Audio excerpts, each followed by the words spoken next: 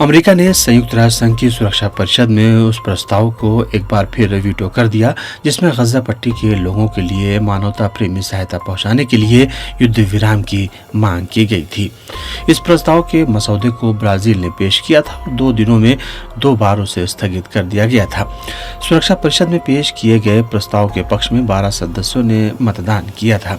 इस प्रस्ताव पर वोटिंग के दौरान ब्रिटेन और रूस अनुपस्थित रहे। अमेरिका ने इस प्रस्ताव को वीटो कर दिया। इसराइल के खिलाफ पारित होने वाले प्रस्तावों को रोकने में अमेरिका का लंबा अतीत है। रूस इस प्रस्ताव के समर्थकों में नहीं था। अमेरिका ने अपने वीटो का अधिकार का इस्तेमाल किया और इस प्रस्ताव को खारिज कर दिया। ब्राजील द्वारा प्रस्तावित प्रस्तावों में इस बात का उल्लेख नहीं किया गया कि ज़ायोनी शासन सार्वजनिक स्थानों, अस्पतालों और स्कूलों पर हमला कर रहा है, इसीलिए इस प्रस्ताव को मंजूरी नहीं दी गई और व्यवहारिक रूप से सुरक्षा परिषद की बैठकें बिना किसी परिणाम के ही समाप्त हो गईं। अमेरिका द्वारा गजा पर सुरक्षा परिषद के प्रस्ताव के वीटो को एक बार फिर से वाशिंगटन के साथ प्रतिस्पर्धा करने वाली 2 अंतर्राष्ट्रीय शक्तियों अर्थात रूस और चीन की ओर से कड़ी प्रतिक्रिया का सामना करना पड़ा।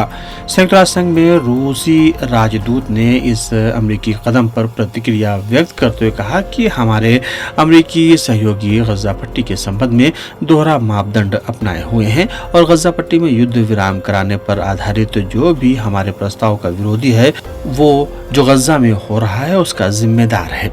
संयुक्त राष्ट्र संघ में चीन के प्रतिनिधि जांग जुन ने भी कहा कि सुरक्षा परिषद में इसराइल और हमास के बीच संघर्ष की समाप्ति पर ब्राजील द्वारा पेश किए गए प्रस्ताव पर अमेरिका द्वारा वीटो किया जाना उचित नहीं है। इससे पहले अमेरिका और उसके पश्चिमी घटकों ने सोमवार को गजा में संघर्ष विराम के लिए रूस द्वारा पेश किए गए प्रस्ताव को वीटो कर दिया था, जिससे ज़ायोनी शासन को गजा पर हमले जारी रखने और मजलूम फिलिस्तीनियों को मारने के लिए इशारा मिल गया। उन्होंने घोषणा की कि रूस द्वारा पेश किए गए प्रस्ताव में ज़ायोनी शासन और उसके स्वयं के बचाव के अधिकार का समर्थन नहीं किया गया था और उसमें हमास के हमलों की निंदा नहीं की गई थी, इसीलिए वे इस तरह के प्रस्ताव के पक्ष में कभी भी वोट नहीं करेंगे। महत्वपूर्ण बात यह है कि पश्चिमी ब्लॉक से अमेरिका, ब्रिटेन और फ्रांस ने सुरक्षा परिषद के स्थायी सदस्यों के रूप में ज़ायोनी शासन के लिए अपने व्यापक समर्थन की बुनियाद पर यह ठान लिया है कि वे गजा पर हमला रुकवाने के लिए किसी भी प्रकार के प्रस्ताव के पक्ष में मतदान नहीं करेंगे।